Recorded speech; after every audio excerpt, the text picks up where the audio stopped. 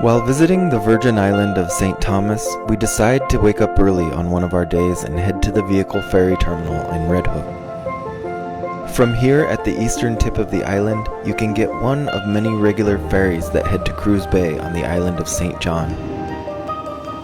We arrive just as the departing ferry filled to capacity, but that allows us to be first in line for the next one and enjoy the sights and sounds of the ferry dock for 20 minutes or so before having to board ourselves.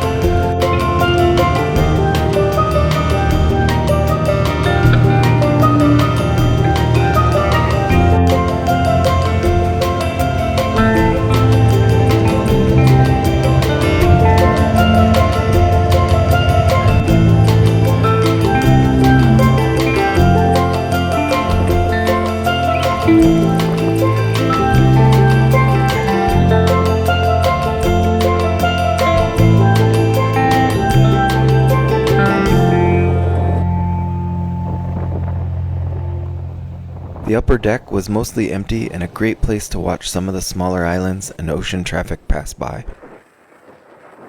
The seas were fairly rough on the trip over to St. John, but one of the operators dismissed this as normal conditions when I asked.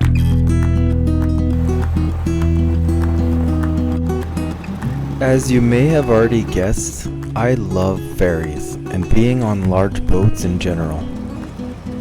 I often seek out car ferries when we are on road trips, and I was really looking forward to this one between islands in the Caribbean. As we pull into the calm harbor of St. John, I am in such a good mood and ready to explore.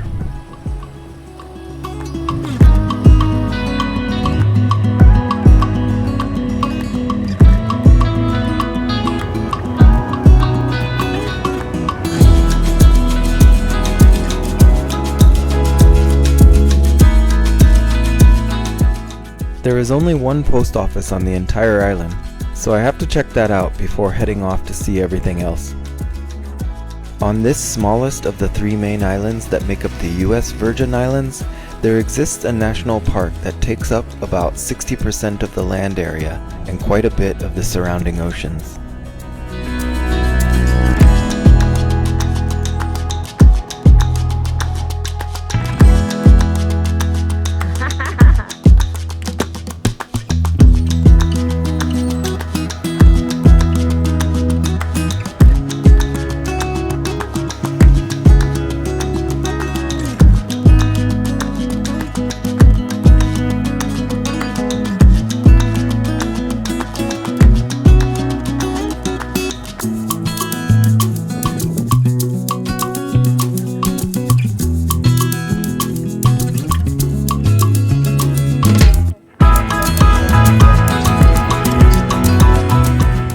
If you are only on St. John for a day like we are, there is a pretty nice loop you can take if driving. One part of the loop runs high up along the mountain ridge, while the other runs next to the north coast.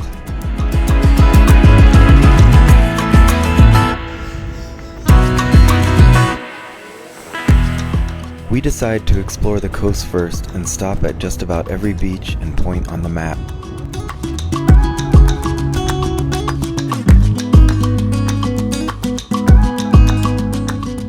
After picking up coffee at Colombo's at the far eastern end of the loop, we continue further east towards Coral Bay and pull over to admire the city and its harbor from a vista point. We head down to sea level and are a little early for lunch, so we check everything out from above.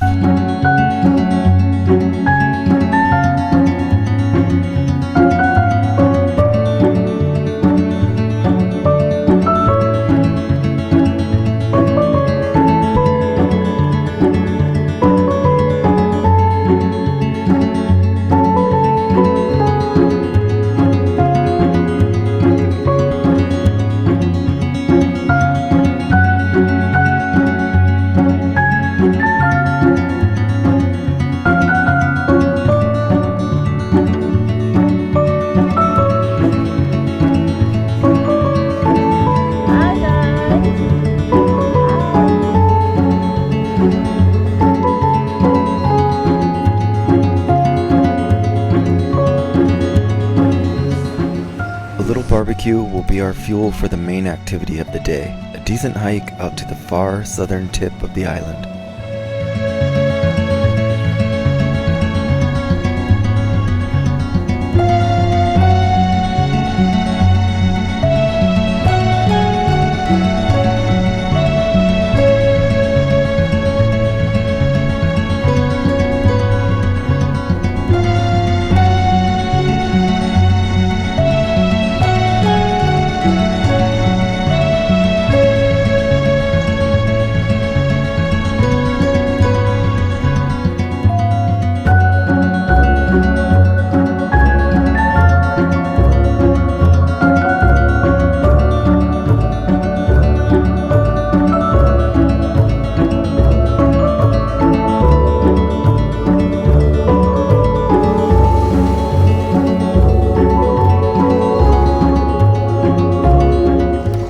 Salt Pond Bay and its beach would make this stop worth it alone, but for some of the most incredible views and a good workout, head past the beach on the Ram Head Trail.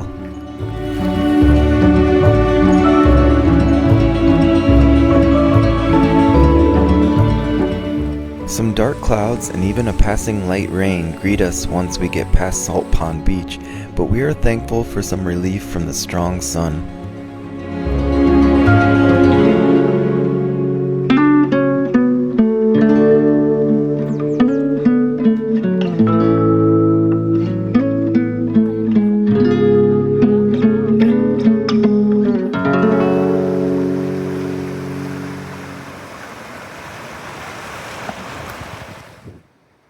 This trail winds along the west side of the peninsula, affording good views out to the sea and passes many cacti.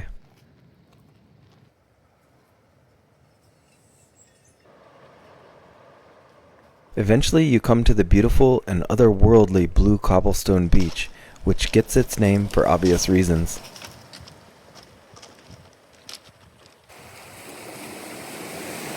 Not that many people make it out this far, so the beach and all of the fun sounds it makes are yours to enjoy alone.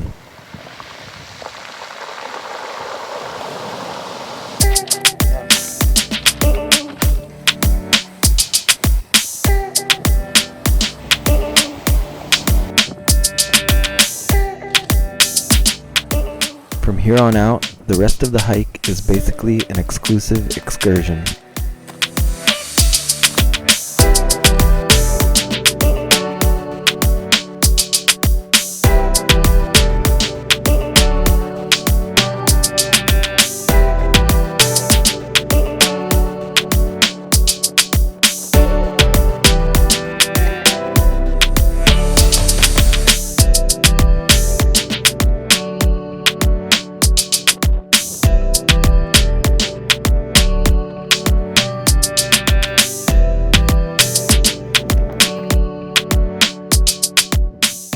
As you approach Ram Head Point, quite a bit of elevation is gained and the landscape becomes much more rocky. Views of the Caribbean Sea in 3 directions make any pain your legs might be feeling fade away.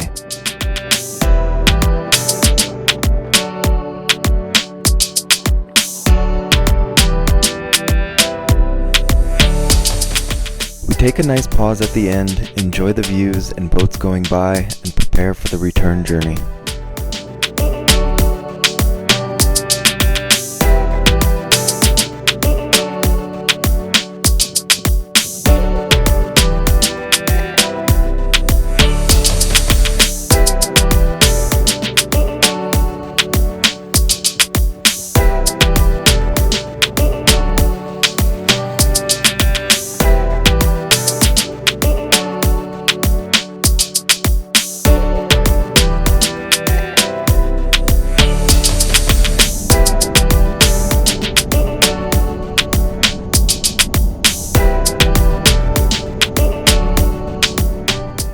Once we return to the loop, we of course head back to Cruz Bay via the mountain ridge and make it a point to stop for a drink at the Windmill Bar. This place gets its name from some stone ruins it sits next to, but the stunning views to the north are the real draw.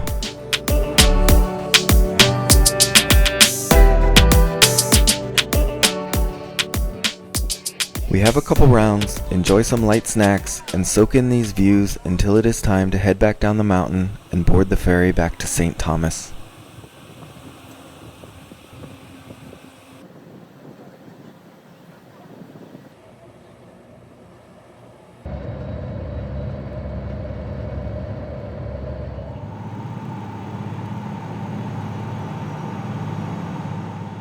We time the return ferry just right and get to enjoy the sun setting over our destination, a perfect ending to a pretty perfect day in St. John and the Virgin Islands National Park. I have now visited 40 of the 63 national parks, and Nina is just behind me with 36.